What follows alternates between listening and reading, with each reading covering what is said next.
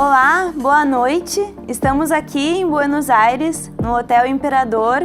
Comigo está o Winston Ling, um dos nossos fundadores do Instituto de Estudos Empresariais.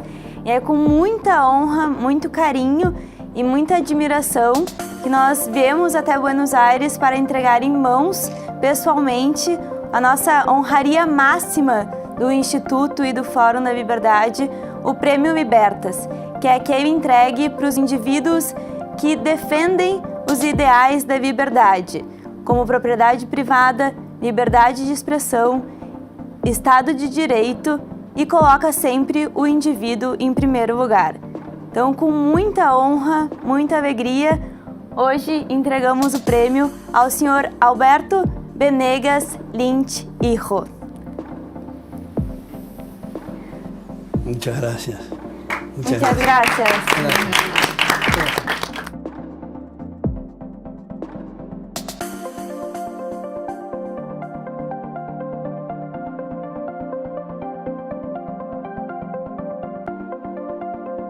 Bueno, como ustedes saben, este instituto cumple en diciembre 40 años de una tarea extraordinaria de difusión de ideales liberales que han producido efectos no solo en nuestra región, sino en el mundo, efectos muy positivos. Una de las veces que estuve, el entonces presidente Jorge Antonio Dipp me regaló un libro de Mauá, que después compré una edición en castellano, estaba en portugués, una dedicatoria muy afectuosa del señor Dipp, que era entonces, como digo, presidente del instituto. Y creo que el caso de Mauá es el caso más extraordinario en la historia universal de un empresario. La cantidad de actividades que ha abarcado era decimonónico, de ferrocarriles, de industria siderúrgica, farmacéutica, en fin, todos los rubros que nos podemos imaginar. Y además, como si eso fuera poco, era un extraordinario liberal, y sus reflexiones que quedan en este libro, que lo recomiendo, Mauá, el empresario del imperio, creo que se llamaba, tenía sus objeciones respecto de empresarios prebendarios y una serie de reflexiones muy interesantes. Me parece que es importante, dado que el instituto se ocupa del tema de la educación, elaborar un minuto sobre qué queremos decir cuando hablamos de educación, porque la mayor parte de la gente dice que el problema nuestro, el problema del mundo, diría yo, es un problema educativo, es un problema de valores. Pero no todos quieren decir lo mismo cuando se habla de educación. Yo creo que es importante subrayar que el tema educativo es un tema de prueba y error en un contexto evolutivo donde nadie tiene la precisa, donde necesitamos puertas y ventanas abiertas, donde necesitamos competencia, necesitamos, para recordar lo que decía Karl Popper, que el conocimiento son corroboraciones provisorias abiertas a refutaciones. Yo abajo de mi computadora, en la biblioteca, en mi casa, tengo un enorme letrero que dice Nullius in verba, que es el moto de la Royal Society de Londres, que quiere decir no hay palabras finales. Tenemos que estar en un permanente proceso evolutivo, sentados en la punta de la silla en busca de nuevos paradigmas. De manera que una de las cosas que me parece que son una cachetada feroz a la inteligencia son los ministerios de Educación y Cultura. Ministerio de Educación y Cultura que establecen pautas o imponen estructuras curriculares. Y ni si yo fuera ministro, ni mis que me entregaron el premio, los amigos acá fueran ministros de Educación o Cultura, o cualquiera de ustedes que nos están escuchando, siempre nos equivocaríamos, puesto que, como digo, es un proceso abierto de prueba y error y no imponer esas estructuras que son permanentemente cambiantes. Por eso me parece especialmente atractivo lo que ha sugerido este Premio Nobel en Economía Milton Friedman hace tiempo, como una política de transición, los vouchers educativos. Esto es financiar la demanda y no la oferta, porque si se financia la oferta, se crean contraincentivos para manejar los activos fijos y los gastos corrientes, el tema sindical, el tema de adoctrinamiento, el tema de las mugres. Sin embargo, si se financia la demanda, es decir, los que están interesados, aplicar a las ofertas educativas existentes, están haciendo un proceso de selección y reselección para lograr los máximos niveles de excelencia académica. Y entre otras cosas, yo creo, y quería tocar algunos temas semánticos, un tema me parece importante que habría que borrar del diccionario es la expresión educación pública, porque la educación privada es también para el público. Lo que es educación estatal, que es una palabra que suena muy feo. De manera que esto del Ministerio de Educación, esto de abrir la competencia y esto de los vouchers me parece que son contribuciones muy importantes para los niveles de excelencia académica. Ahora, el instituto ha hecho esfuerzos tan extraordinarios que han influido también en la Argentina. Yo creo que en alguna medida el llamado fenómeno Milei se debe a los esfuerzos permanentes y constantes, con foros, con debates, con discusiones, con publicación de libros del instituto. Yo personalmente tengo una enorme satisfacción y a veces tengo que pellizcarme para preguntarme si es cierto lo que está pasando en la Argentina.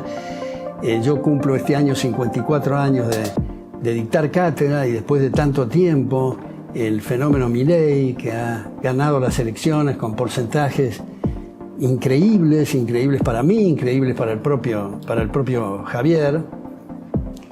Y tengo que también en estas palabras agradecer mucho a mi padre, porque si no hubiera sido por mi padre, a pesar de que yo completé 2 doctorados, nunca escuché desde la cátedra nada ni medianamente razonable sobre la tradición de pensamiento liberal, de modo que yo sería trotskista, o para ser más benévolo conmigo mismo y no ser tan exagerado, sería por lo menos keynesiano, pero no liberal. Mi padre tuvo la enorme paciencia y perseverancia de mostrarme otros lados de la biblioteca, y digo esto como testigos a mis colegas, a mis condiscípulos, que no han tenido la suerte que yo tuve de tener el padre que tuve. El caso de Javier Milei, me concentro en la estrategia, o sea, cuáles son sus fines. Y sus fines han sido desarrollados, entre muchos otros lugares, extraordinariamente cuando asumió en las escalinatas del Congreso y en Davos. En los 2 lugares, en uno más doméstico, digamos, y en el otro más universal, ha puesto valores extraordinarios, morales, institucionales, ambientales, monetarios, fiscales, laborales, de comercio exterior, que son nunca vistos no solo en la Argentina en los últimos 80 años, sino en el mundo. Hace poco estaba escuchándolo a Federico Jiménez Los Santos, periodista de Madrid, que decía que los ojos del mundo están puestos en la Argentina, y yo pensaba, pero hace 5 minutos estábamos en el 7º subsuelo del infierno y ahora estamos en la mirada del mundo, y esto gracias a Javier Milei. Lo cual no quiere decir que coincidamos en todo, como Javier también me ha citado a mí, no somos una manada y detestamos el pensamiento único, de manera que bienvenida los intercambios y las disidencias entre nosotros. Lo que ha sugerido y sugiere insistentemente Javier en los procesos legislativos de este momento es, al contrario de lo que a veces se le imputa de querer acumular poder, es devolverle el poder a la gente. Esto es el objetivo de Javier Milei en toda su legislación de desregulación y de sacarle la bota encima a los ciudadanos. Y otro tema, para ir cerrando, que es semántico, es el tema de derecha e izquierda. Yo borraría eso también del diccionario. Me resulta tan anodino como arriba, adelante, atrás o abajo. La derecha tiene un tufillo fascista y un tufillo conservador, no conservador en el sentido de conservar la libertad, la vida y la propiedad, sino conservador en el sentido de estar enredados en las telarañas del statu quo, incapaces de salir de ese statu quo. Y la izquierda en realidad ha renunciado a sus principios y sus valores, porque en la Revolución Francesa, en el 79, los que se sentaron a la izquierda del rey antes de la contrarrevolución jacobina eran personas que les fastidiaba el abuso del poder, les fastidiaba los privilegios y sin embargo a poco andar se aliaron con las botas para aplastar y asfixiar a los ciudadanos. De manera que creo que para dividir las aguas y para que quede claro el concepto debería la división ser entre estatistas y liberales. Creo que queda mucho más claro, incluso de populismo, que a veces hay algo vergonzante, que se quiere esconder la verdadera naturaleza del problema. Y por último, un tema económico que no puedo zafar de mi profesión, es lo que Javier y acaba de ratificar nuevamente, la necesidad imperiosa de eliminar la banca central. La banca central, por más que esté constituida por los banqueros más extraordinarios, competentes y probos del planeta, solo pueden decidir en una de tres variantes: a qué tasa emitir, a qué tasa contraer o dejar igual la masa monetaria. Cualquiera de las tres variantes va a alterar los precios relativos, lo cual quiere decir alterar los únicos signos, las únicas luces, las únicas guías que tiene el mercado para operar, y por lo tanto hay despilfarro de capital y por lo tanto disminución de ingresos y salarios en términos reales. A veces se dice, bueno, no seamos exagerados, supongamos que los banqueros centrales tienen cierta percepción para detectar cuáles son las preferencias de la gente y proceden en ese sentido. Bueno, el contraargumento de eso es, si van a hacer lo que quiere la gente, ¿para qué diablos se meten ahorrando honorarios? La única forma de saber lo que la gente quiere es dejarla que elija cuáles son los activos monetarios. Y la relación cliente-banco va a ser completamente distinto cuando los llamados bancos privados dejen de ser sucursales de la banca central, que a veces ni siquiera tienen tiempo de hacer una resolución por escrito y la tienen que hacer telefónica, dados los embrollos, las corridas, las garantías y los distintos problemas que hay.